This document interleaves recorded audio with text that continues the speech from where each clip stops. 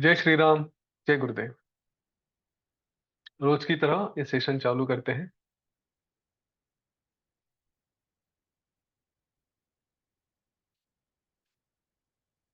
प्रार्थना के लिए हाथ जोड़ लें, आंखें बंद कर लें।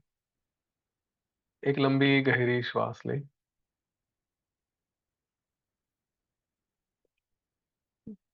गुरुर्ब्रह्मा गुरुर्विष्णु गुरुर्देवो महेश्वरः। गुरुः साक्षात् परं ब्रह्म। तस्मै श्री गुरवे नमः। तस्मै श्री श्री गुरवे नमः।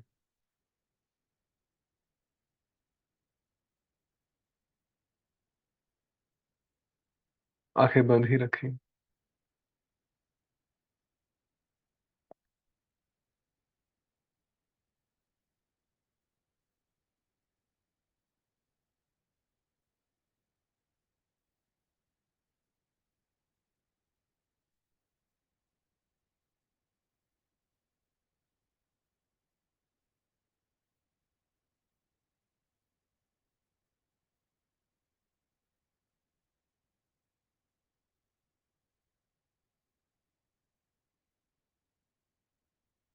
आंखें बंद ही रखें। अपने श्वास पर ध्यान ले जाएं। श्वास की गति को देखें।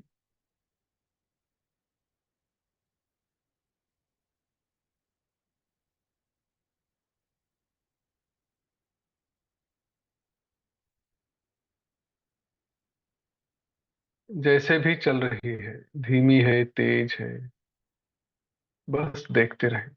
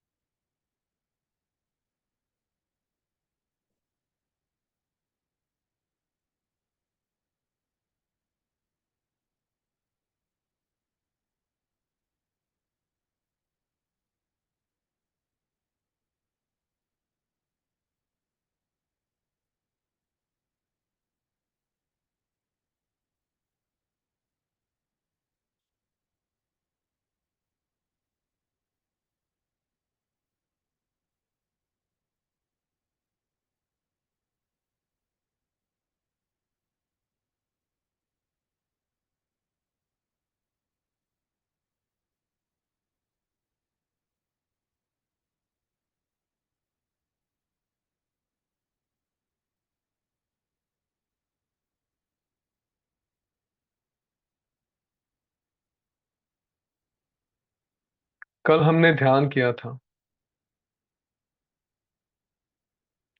सुखपूर्वक उस आत्मा स्थिति में क्या अनुभव आता है, यह हमने देखा था।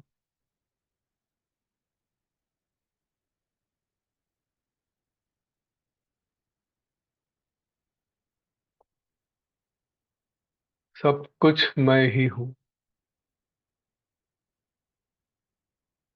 जो भी मुझको दिख रहा है, यह संसार, यह सब कुछ मैं ही हूं।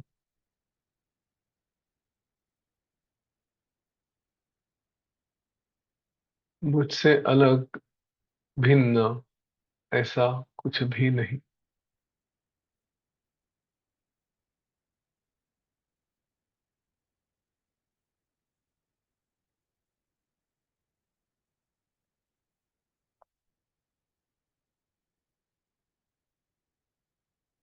इसी आत्म भाव में परम सुख का मुझे अनुभव आ रहा है। इसके जैसे आनंद की कोई स्थिति ही नहीं हो सकती।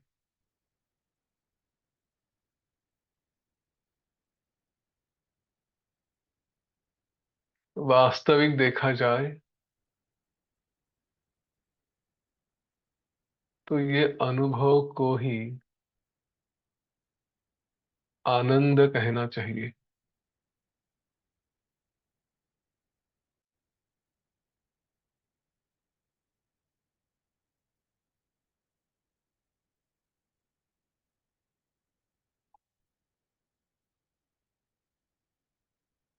मेरी इस स्थिति को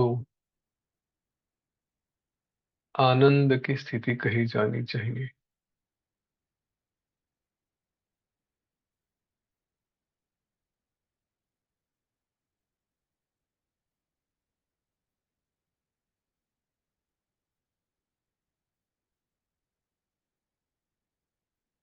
तो क्यों न इसी स्थिति में बना रहूं।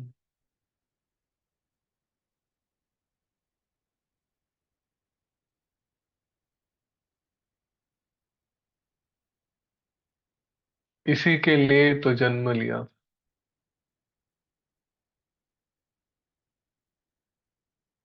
देखो,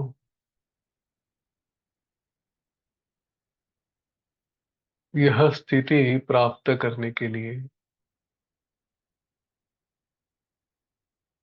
मेरे लिए ना कोई समय की पाबंदी है,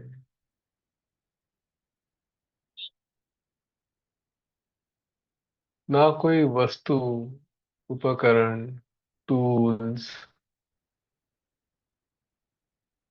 ना किसी स्थान की आवश्यकता है। जहां भी मैं हूं,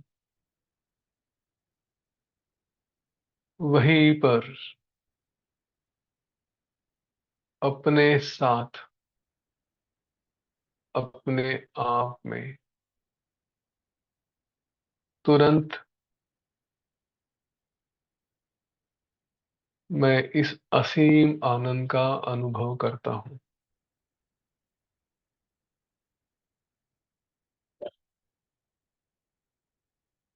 तो इसे में क्यों न रहा जाए।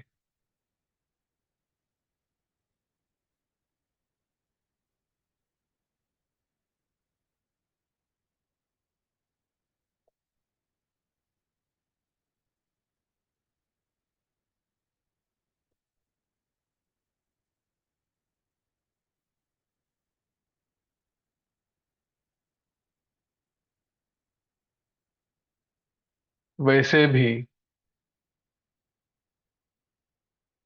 मुझसे बाहर जो है, उनसे मेरा क्या काम।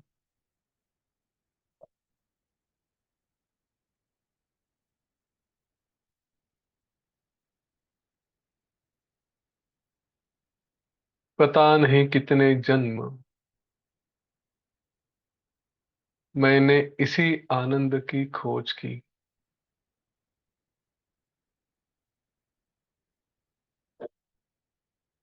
पता नहीं इतने जन्मों में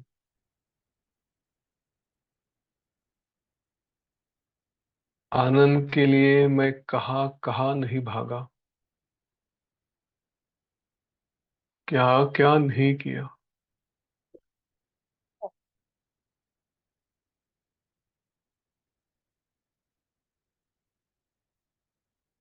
अब मैं जान गया हूं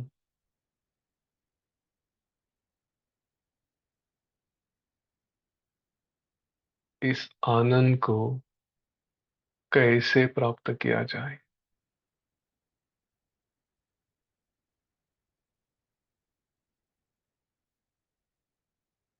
तो अब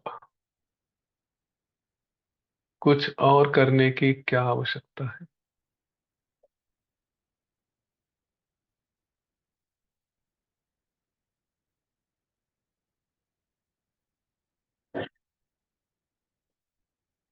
और कुछ किया तो भी ऐसा सुख नहीं मिल सकता।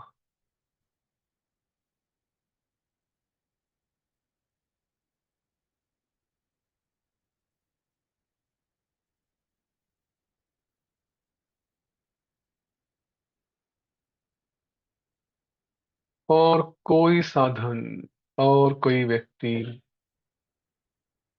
और कोई स्थान मुझे ऐसा सुख नहीं दे सकता।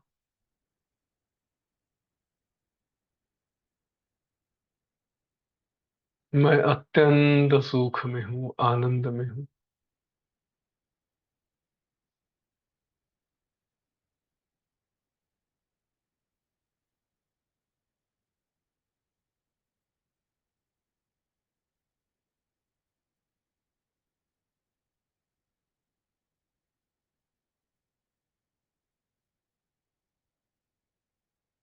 मेरा चित्त नष्ट हो चुका है।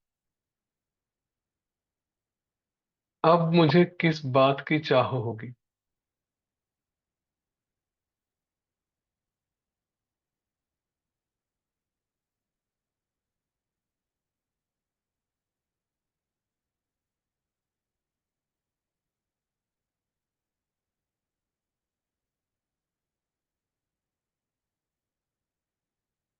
यदि मोक्ष की इच्छा भी रहे, तो अब कौन सा मोक्ष? किससे मोक्ष?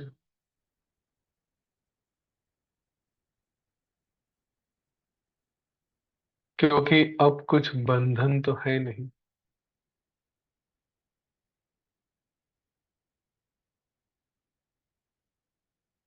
कहाँ मैं बंधा हूं? कहीं पर भी नहीं।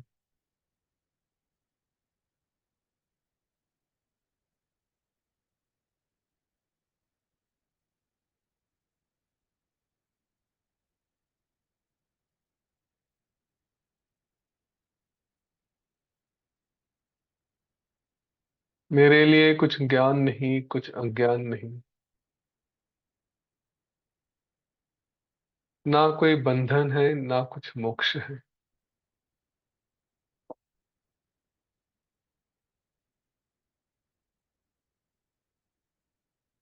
तो अब ध्यान करने से भी क्या होगा?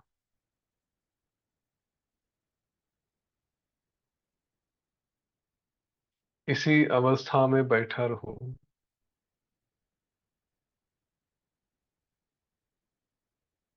तो भी क्या विशेष प्राप्त होगा?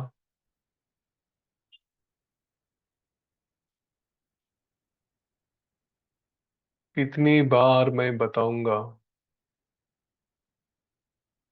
मैं आनंद में हूं, मैं आनंद में हूं।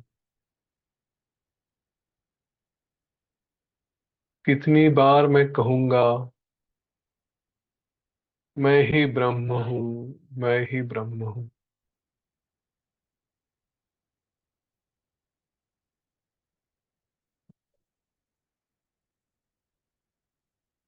अब मैं जो हूं वो हूं।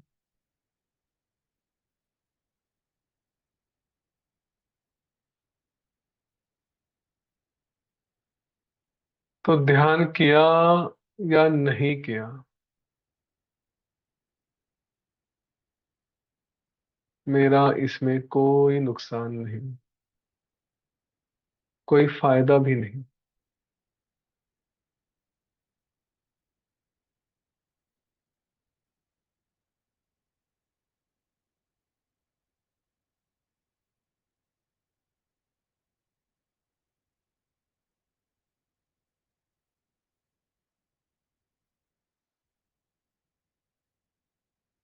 ये आत्म तत्व ही सब कुछ निर्माण करता है।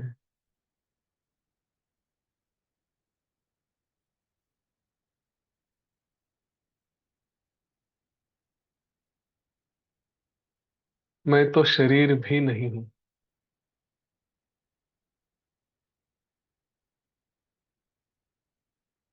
तो ये शरीर बढ़ा क्या, और इसका नाश हुआ क्या? मेरा कुछ नहीं जाता।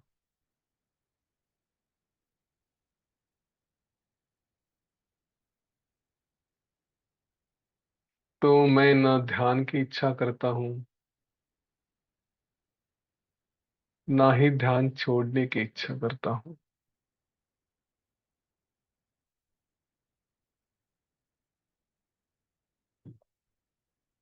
ना मुझे भोगों की इच्छा है, ना ही भोगों के त्याग की इच्छा है। मैं बस सबके लिए समता,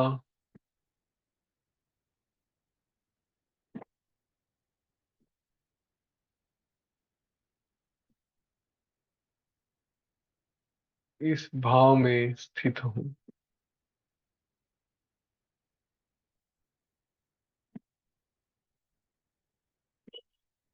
अब न तो परम तत्वों को जानना है,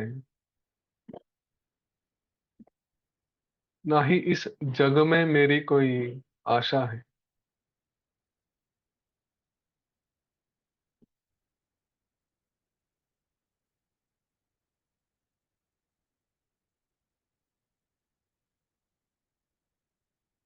ना धन की इच्छा है, ना धन का त्याग करने की इच्छा है।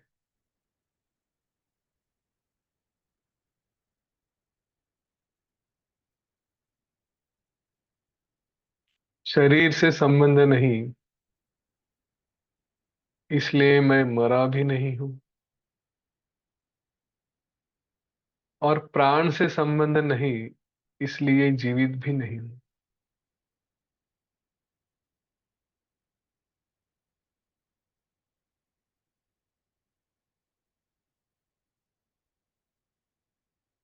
ना मेरा शरीर मेरा है, ना कोई और मेरा है।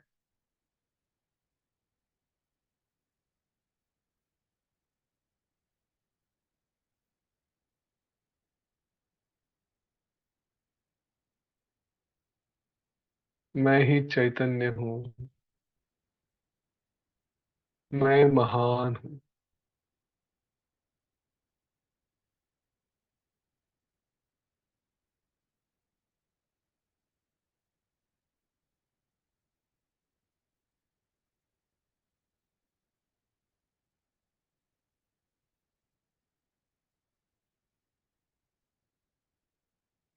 यह जो भी मेरे कार्य हैं, मेरा परिवार, मेरा घर,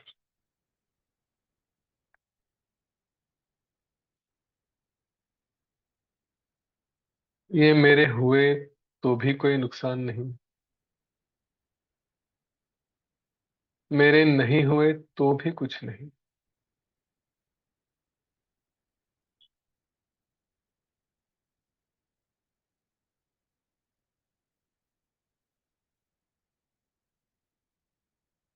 तो फिर इन सब से मेरा क्या काम? जो आता है वो आवे, जो जाता है वो जावे।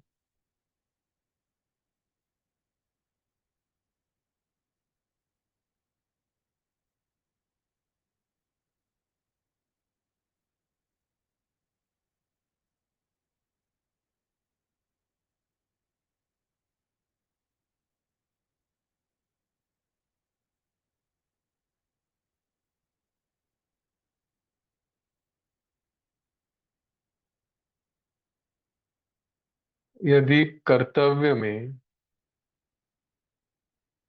कुछ करना ये जैसी आस्था नहीं है, वैसे ही कुछ न करना भी मेरी इच्छा नहीं है। जब तक ये शरीर है, इसके लिए जो भी कार्य प्रारब्ध से आए हैं, वो मैं आत्म भाव में रहकर करूंगा।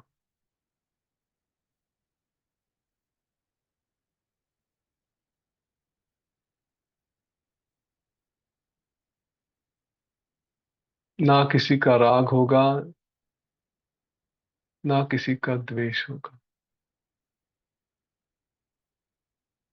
कुछ करने में मेरा कोई नुकसान नहीं।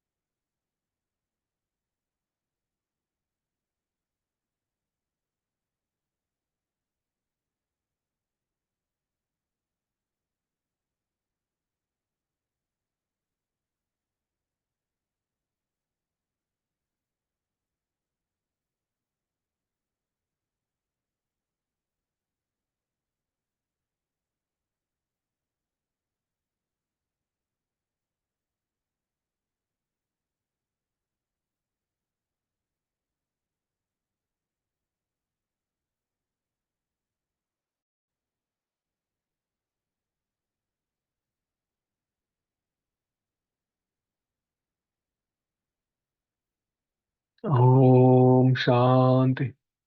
शांति। शांति।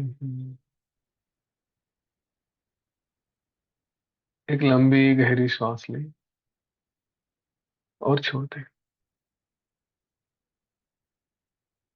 और एक लंबी गहरी श्वास लें और पूरी तरह से छोड़ दें। अपने शरीर के प्रति सचेत हो जाए। वातावरण के प्रति सचेत हो जाए। और धीरे धीरे अपनी आंखें खोल दें।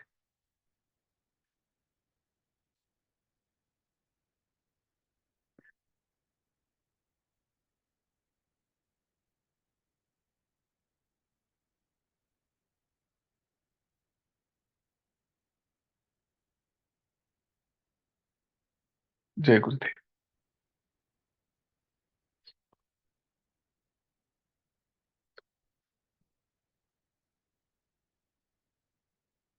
योग वासिष्ठ में ये ऐसे बीच बीच में ध्यान आते रहेंगे। अभी तो उपशम के पीक पे हम हैं, तो एक के बाद एक चलते रहेंगे। जनक का हुआ, बलि राजा का हुआ। तो बलि राजा ने इस तरह से विचार किया कि चलो, मैं जगत का साम्राज्य मेरे पास है तो वही कर लेता हूँ। और उसके आजू बाजू में सारे दैत्य खड़े थे। 1000 वर्ष होने के बाद दैत्य सब वहां पे आ गए। और बलि राजा अपने ध्यान से बाहर आए, सबके तरफ उन्होंने देखा, सबका प्रणाम स्वीकार किया। और फिर कुछ चाहिए या कुछ नहीं चाहिए, ये सब छोड़कर शांत मन से सभी राज कार्य किए। सबको एक समान देखा, सबकी पूजा करते रहे, सबका आदर करते रहे। और इस तरह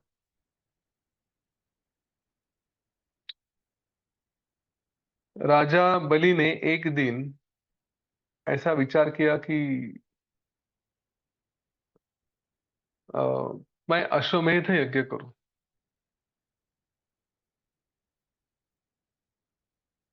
तो उसने शुक्राचार्य को बुलाया और अश्वमेध का महायज्ञ आयोजित किया।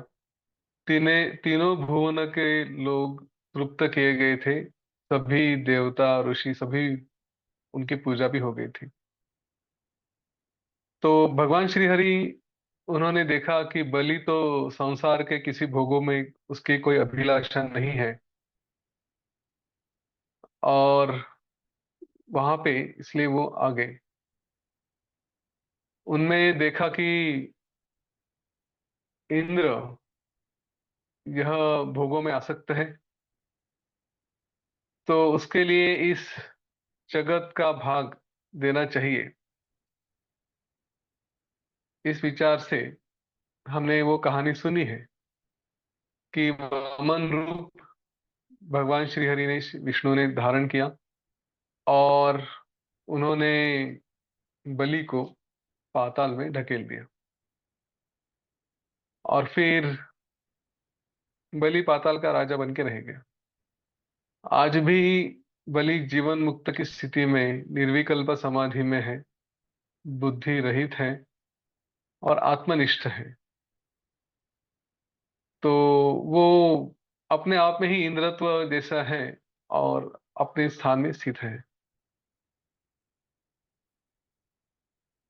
इस तरह से पाताल कुहरे तिष्ठन् जीवन मुक्त गतिर्बलि आपदम संपदम दृष्ट्वा समयैव स पश्यति। जो भी संकट है, कुछ भी है, सबको एक ही दृष्टि से देखते हैं। पाताल रूपी गर्ते में स्थित होकर बलि सभी को, चाहे आपत्ति हो चाहे संपत्ति हो, हाँ, उसको एक ही रूप से देखते हैं। नास्तमेति न चोदेति तत्प्रज्ञा सुख दुख यो समास्थिर करा चित्रलेख्या सूर्यावल्लीर यथा। था।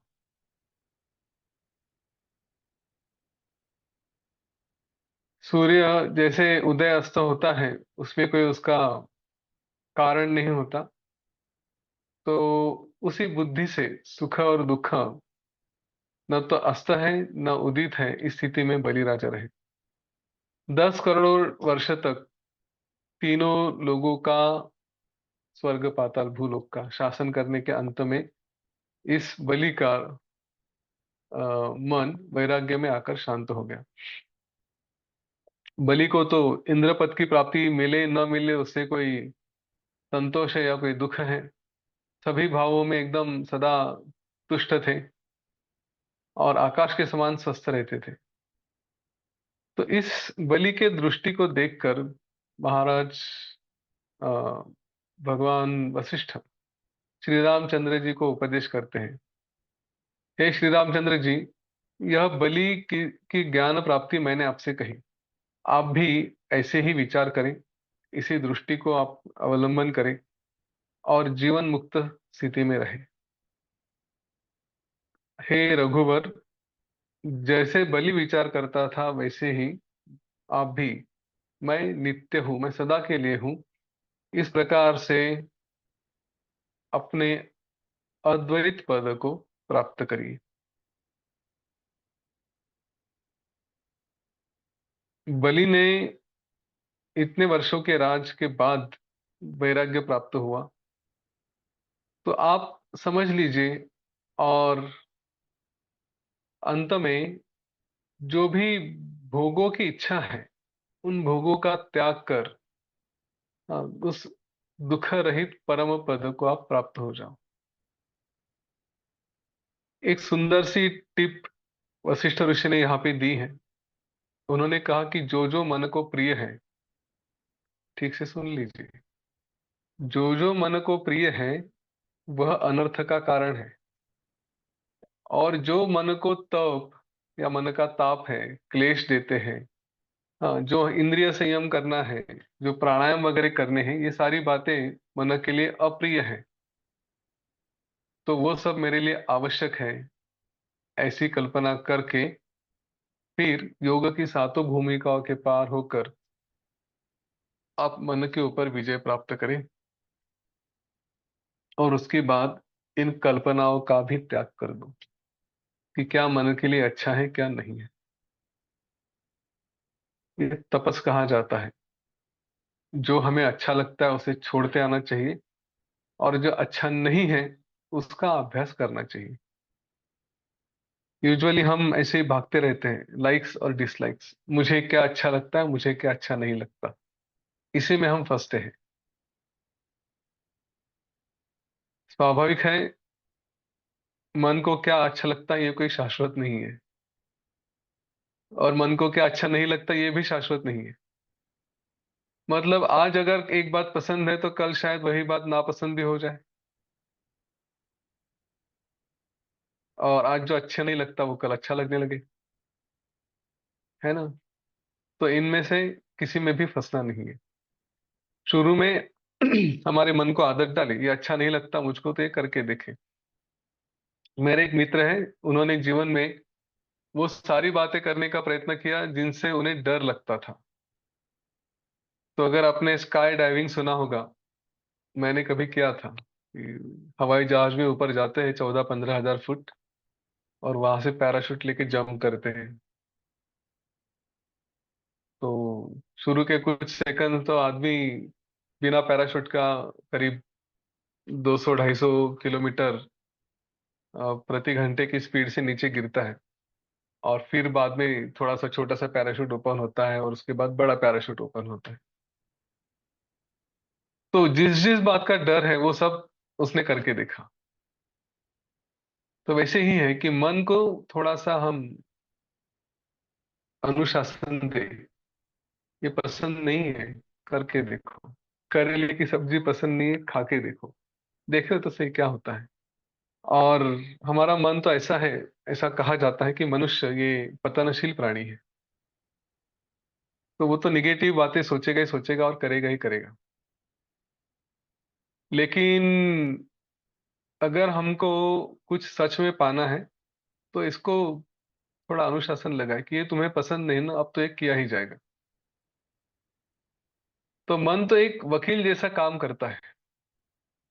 हम कुछ करना नहीं चाहे, हम कुछ करना चाहे और जो अच्छा है, तो उसके लिए कई सारे कारण लेके आएगा। जो वशिष्ठ का सेशन रात को 9 बजे सुनना है, तो मन अनेक अनेक कारण देगा। वो बस बोर हो गया, बार बार सुन रहे हैं, अब तो समझ में आ गया, है ना। या चलो एक आइडिया आ गई है, अब कुछ और करते हैं, और कुछ देखते हैं। या फिर पता नहीं क्या क्या कारण लेके आएगा, लेकिन हमको इस अच्छे काम से दूर करने का प्रयत्न वो करता है। सुबह उठ के प्राणायाम करना है, सुदर्शन क्रिया करनी है, तो नहीं आज समय अच्छा नहीं है, भूख लगी है, देर से उठा हूं, और भी बहुत काम है, ऐसे पता नहीं कई कई कारण देगा। तो उसको समझाएं कि नहीं, ये तो करना ही पड़ेगा। जो अप्रिय लगता है, वो उस क्षण में भी अप्रिय लगता है, तो भी उसको बताए कि ये अभी करना आवश्यक है। तभी हम जीवन में कुछ आगे बढ़ सकते हैं, अध्यात्म के मार्ग पे आगे चल सकते हैं।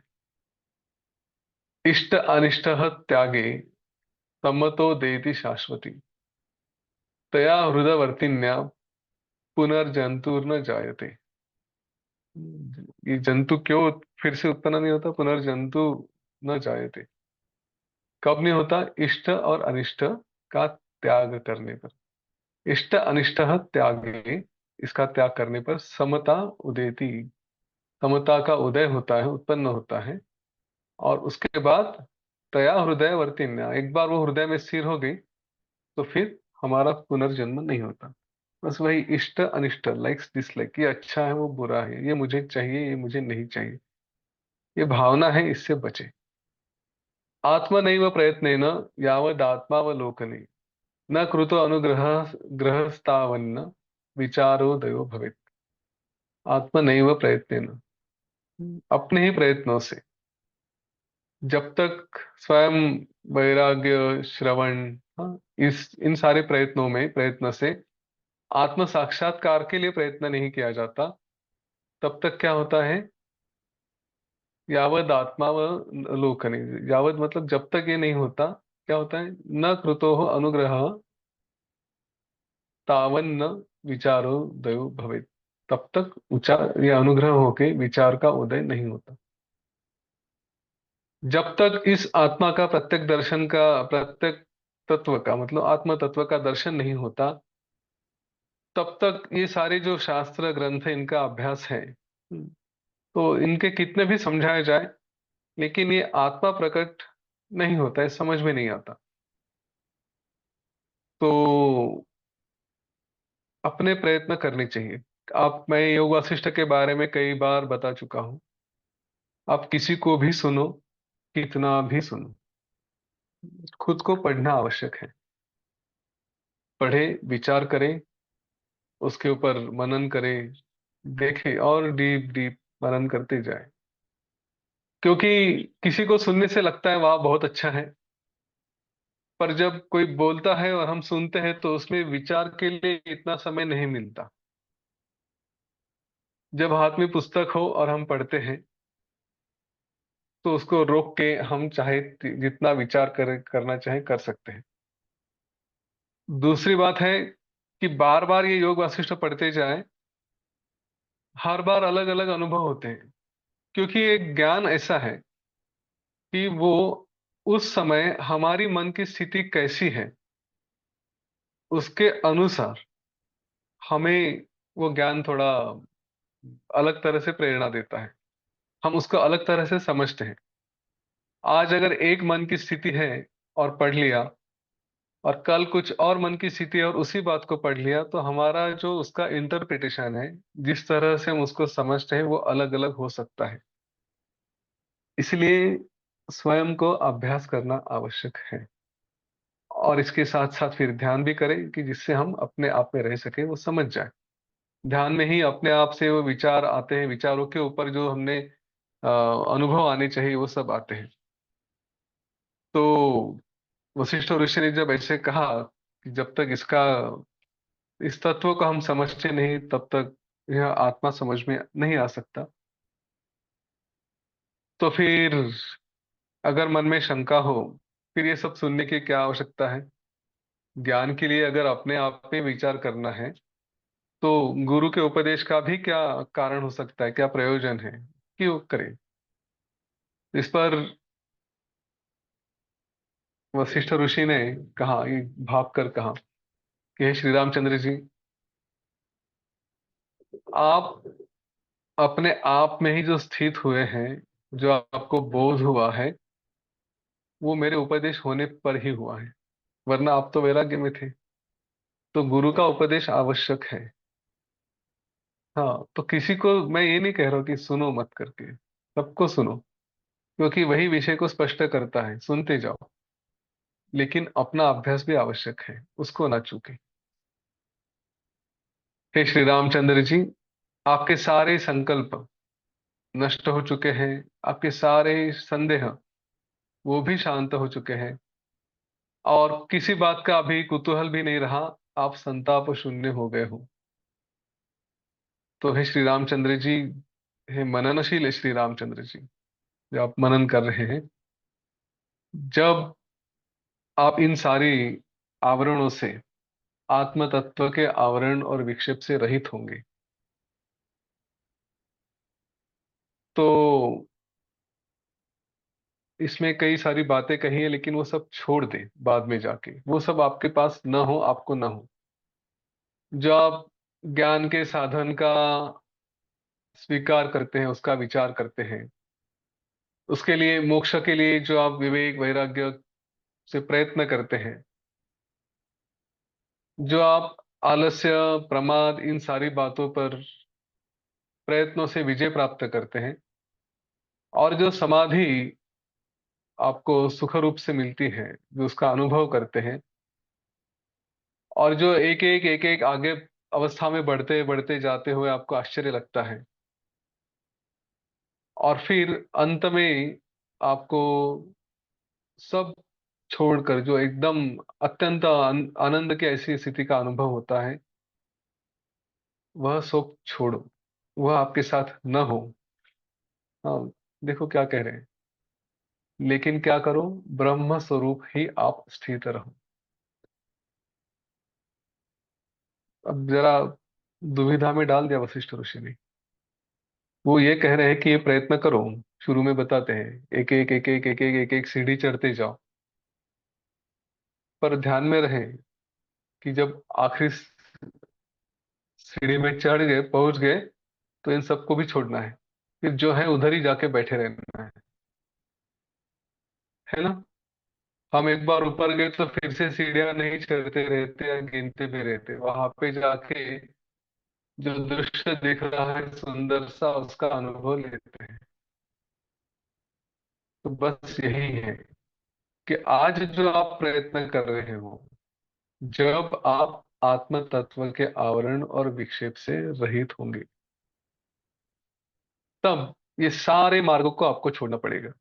इसीलिए मैंने एक सत्र में कहा था,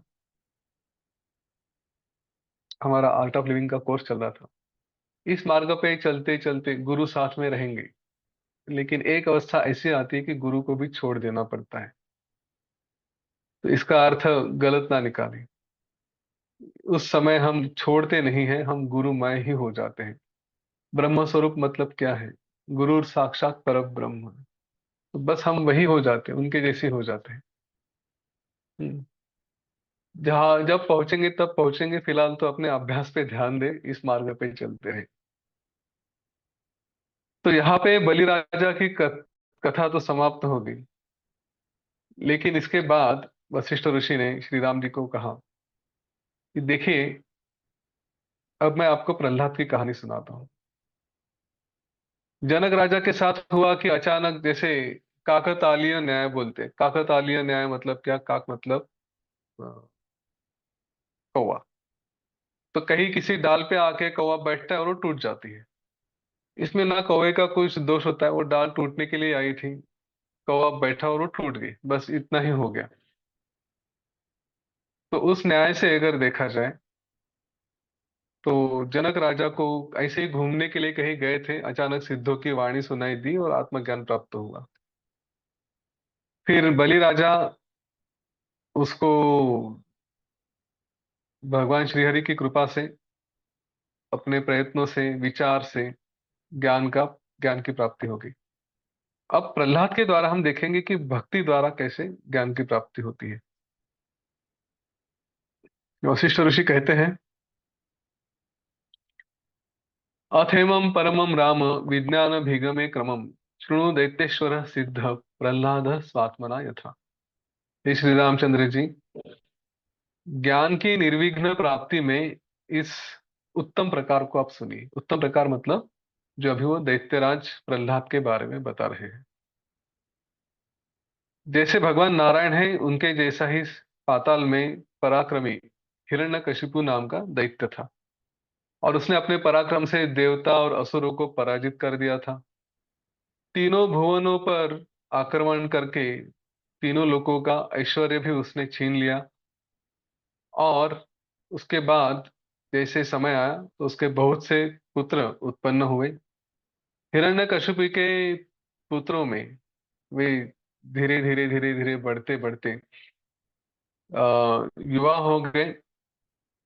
उनके बीच में प्रहलाद नाम का सब बड़ा बलवान ऐसा पुत्र हुआ।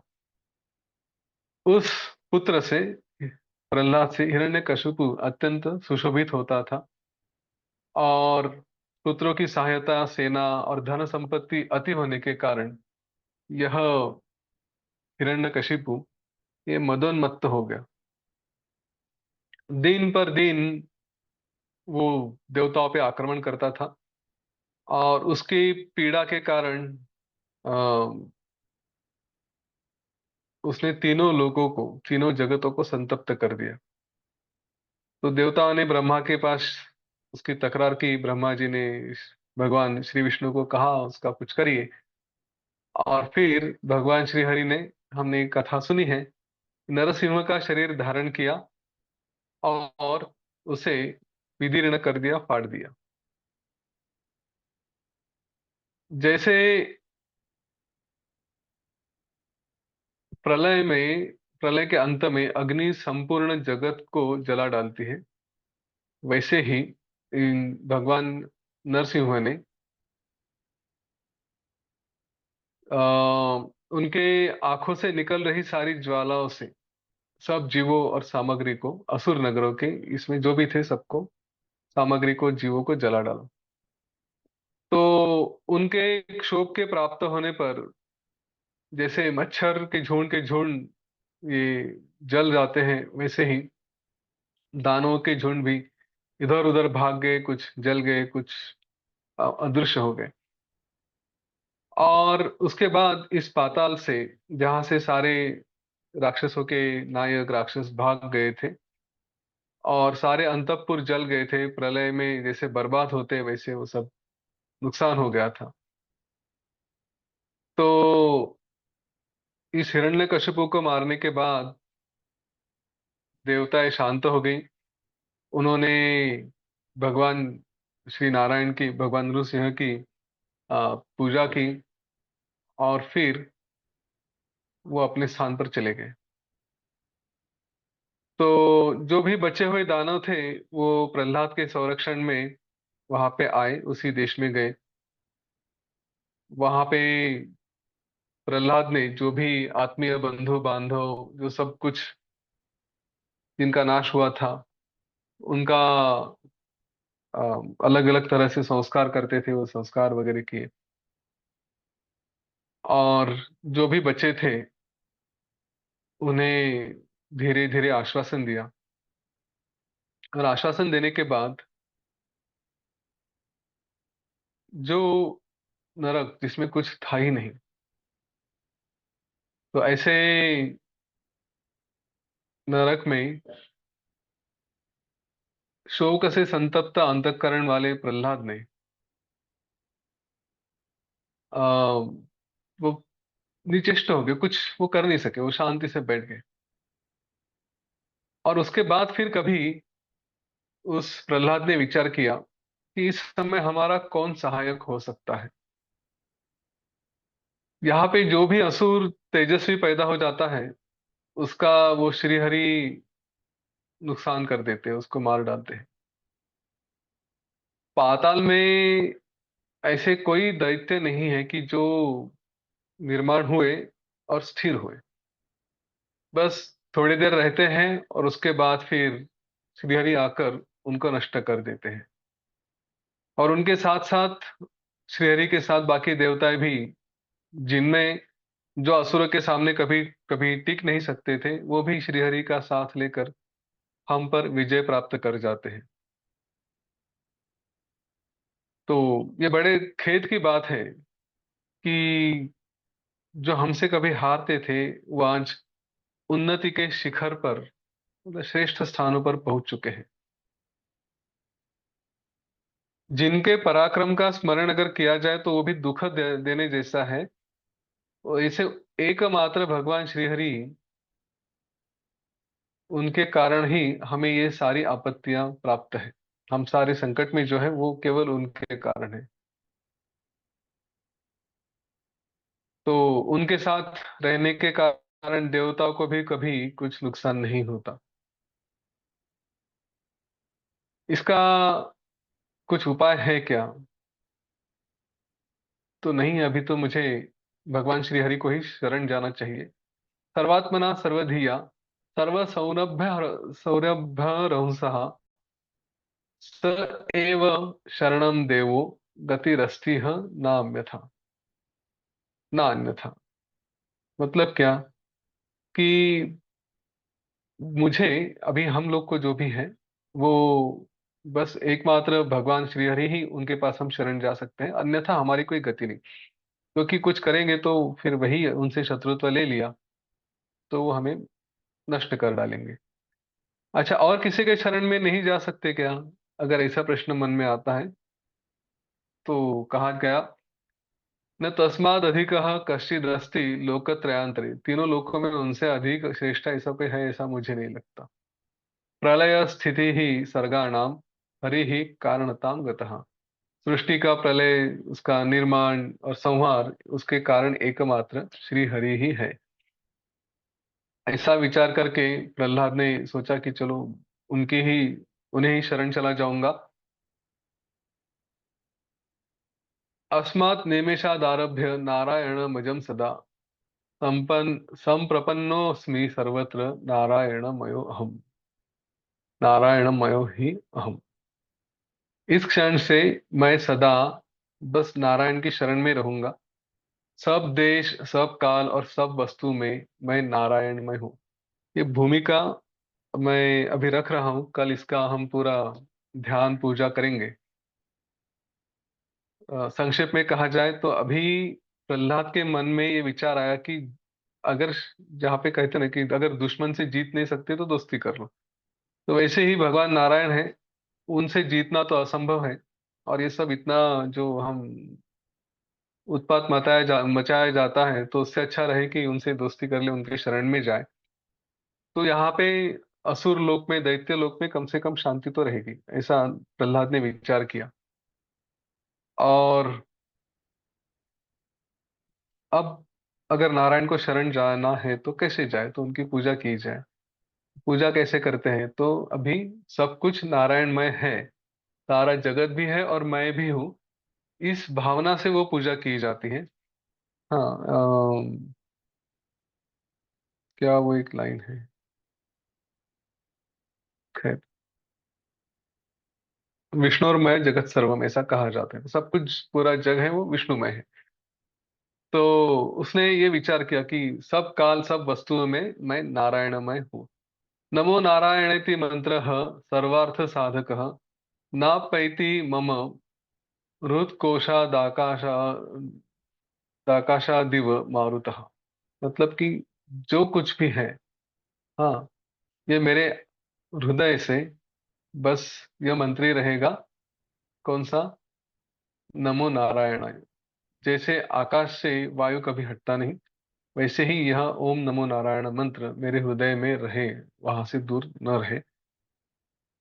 सभी जगह मैं जो नारायण हूँ, नारायण में हूँ, ऐसा कहा था। उसके बारे में कहते हैं, हरिराशा हरिर्व्योम हरिर्भुवि हरिर्जगत अहम हरिर में आत्मा जातो विष्णुमयो ही अहम। हरि ही दिशा है, हरि ही आकाश है, हरि उर्वी, हरि ही पृथ्वी है, हरि ही जगत। और अहम हरि र में आत्मा, बस एक जो आत्मा है, परमात्मा है, वही हरि है, वही मैं हूँ। मैं भावनावश प्रिय विष्णु हो गया हूँ, विष्णुमयो ही अहम, मैं केवल विष्णु हो गया हूँ। तो ऐसी कल्पना क्यों की जाती है कि मैं ही विष्णु हूँ? तो वहां पे प्रहलाद ने कहा, अविष्णु पूजयन विष्णु न पूजा फल भाग भवेत। अगर विष्णु बन के पूजा नहीं की तो पूजा का फल कुछ मिलता नहीं है। विष्णुर्भूत्वा यजेत विष्णुम अयम विष्णुरहम स्थितः। इसीलिए मैं विष्णु बन के, ये सब कुछ विष्णु है, इस ये समझ के विष्णु की पूजा करनी चाहिए। इसलिए मैं विष्णु रूप से स्थित हूँ, क्योंकि ना विष्णु हूँ पूजयेत विष्णु। हाँ, मतलब विष्णु बन, न बनकर विष्णु की पूजा नहीं की जानी चाहिए, विष्णु बन की पूजा की चाहिए। या फिर ना शिव पूजयेत शिवम, कि शिव नहीं बने तो फिर शिव की पूजा नहीं हो सकती, ऐसे विधि कही गई है। तो इस तरह से मैं स्वयं विष्णु बनकर विष्णु की पूजा करता हूँ। हरि ही प्रहलाद नामा यो मत्तो न अन्यो हरि ही पृथक, इति निश्चयवान अंत अंतर्व्यापको हम च सर्वतः। हरि ही प्रहलाद नामा, जो हरि है वो क्या है, उसका नाम प्रहलाद भी है। तो हरि ही प्रहलाद नामा, यो ऐसे मैं विचार करके, मैं हरि से अलग नहीं हूँ। ना अन्य हो हरि ही पृथक, मुझसे अलग कुछ हरि नहीं है। इस तरह से इति निश्चयवान, ऐसा निश्चय करके मैं सर्वव्यापक हूँ, अंतर्व्यापक हो हम, सर्वतः सर्वत्र मैं ही हूँ, ऐसा प्रहलाद ने विचार किया। और इसके बाद फिर उसने पूजा आरंभ की। तो अभी ये यहाँ तक भूमिका रखी गई है कि मैं सब कुछ हूँ, मैं ही विष्णु हूँ और मैं विष्णु की ही पूजा करता हूँ। अब ये पूजा कैसे की जाती है, तो इसके अलग अलग बेसिकली दो प्रकार हमने देखे, एक अंतर है और एक बाह्य है। वो प्रकार कैसे है, वो पूजा कैसी है, वो हम कल करेंगे। हम भी कल आंखें बंद करके स्वयं विष्णु है ऐसा समझकर भगवान विष्णु की पूजा हम कल करेंगे। तो यहाँ पे आज के लिए रुकते हैं, और पूजा के लिए कल जरूर आए। कुछ प्रश्न है तो लिए जा सकते हैं। आपको कुछ व्यक्त होने तो जरूर बताएं। ये आपके अनुभव मैं रिकॉर्ड करके फिर लोगों के साथ शेयर कर सकता हूँ कि हाँ ऐसे ऐसे अनुभव है, ताकि लोगों को भी थोड़ी प्रेरणा मिले, पता चले हम क्या कर रहे हैं तो अच्छा है नहीं है ना, इसलिए।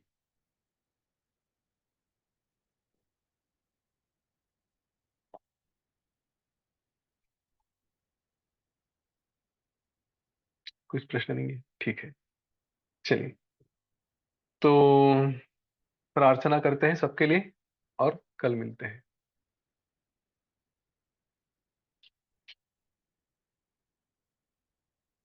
एक लंबी गहरी श्वास लें। लोका समस्ता सुखिनो भवन्तु। लोका समस्ता सुखिनो भवन्तु। लोका समस्ता सुखिनो भवन्तु। ओम शांति, शांति, शांति। सकलमंगलं भवतु।